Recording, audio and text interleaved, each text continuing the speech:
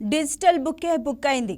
అవును, కంప్లైంట్ల కోసం జగన్ పెట్టిన డిజిటల్ బుక్ చివరికి వైసీపీ వాళ్ల మీదే కంప్లైంట్ కోసమే పెట్టారా అన్నట్లు అయింది. దానికి ఫస్ట్ బాల్ విసిరారు, వికెట్ పడింది కూడా. ఆ వికెట్ విడుదల రజనీ. నవవతారం పార్టీ అధ్యక్షుడు రావు సుబ్రహ్మణ్యం విడుదల రజనీపై డిజిటల్ బుక్లో కంప్లైంట్లు చేశారు. 2022లో తన కారుపై, ఇంటిపై విడుదల రజనీ దాడి చేయించారని డిజిటల్ బుక్లో కంప్లైంట్ బుక్ చేశారు. రావు గారికి రిసిప్ట్ కూడా వచ్చేసింది. దీంతో ఇది ఇప్పుడు హాట్ టాపిక్గా అయింది. లోకేష్ రెడ్ బుక్ అన్నారని బాస్ డిజిటల్ బుక్ అన్నాడు.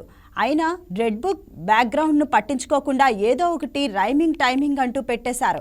ఇప్పుడు రివర్స్ గేర్లో అది ఆయనకే తగిలేలా ఉంది. ఇప్పుడు జనం రావు సుబ్రహ్మణ్యాన్ని ఫాలో అయితే వైసీపీ ప్రభుత్వ హయాంలో దెబ్బతిన్న బాధితులంతా ఇదే పని చేస్తే అమ్మో ఊహిస్తేనే భయంగా ఉందంటున్నారు వైసీపీ వాళ్ళు.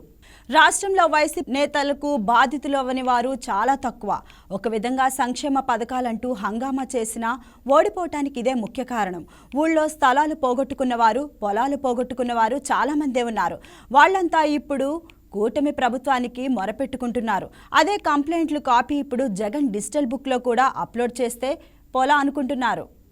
అసలు రెడ్ బుక్ ఎందుకు పెట్టారు? వైసీపీ హయాంలో అక్రమ కేసులు పెడతారనా, దౌర్జన్యాలు చేస్తారని టీడీపీ నిరసనలు, ఆందోళనలు చేపట్టింది. అయినా పోలీసులు పట్టించుకోలేదు. ఎందుకంటే వారంతా వైసీపీ కంట్రోల్లో ఉన్నారు కాబట్టి. పోలీస్ స్టేషన్కు వెళ్ళినా దిక్కు లేదు, ఆ ఆఫీసర్కు చెప్పుకున్నా అతిగతి లేదు.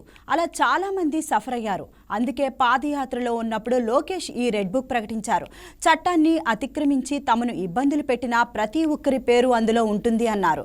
ఆయన కూటమి వచ్చాక రెడ్ బుక్లో రాసిన పేర్లపై దాడి ఏమీ జరగలేదు. చాలా లేటుగా జరిగినా పద్ధతిగా చట్ట ప్రకారం అన్నీ నడుస్తున్నాయి. లిక్కర్ స్కామ్తో సహా చాలా మంది నేతలపై కేసులు నమోదయ్యాయి. ఏ కేసు కూడా కొట్టిపారేసేది కాదు. దీంతో వైసీపీ వాళ్ళు కూడా తమపై అక్రమ కేసులంటూ ఎదురుదాడి మొదలుపెట్టలేదు. అసలు లిక్కర్ స్కామే జరగలేదంటూ రివర్స్ అవుతున్నారు. ఇక బద్మాన్ అవుతున్నామని అనుకున్నాక ఈ డిజిటల్ బుక్ కాన్సెప్ట్ తెచ్చారు. రెడ్ బుక్ అంటే మాకేమన్నా భయమా? మేం కూడా డిజిటల్ బుక్ పెడతాం. మేం జనం నుంచి కంప్లైంట్లు తీసుకుంటాం. మేం అధికారంలోకి వచ్చాక చర్యలు తీసుకుంటామని ప్రకటించారు.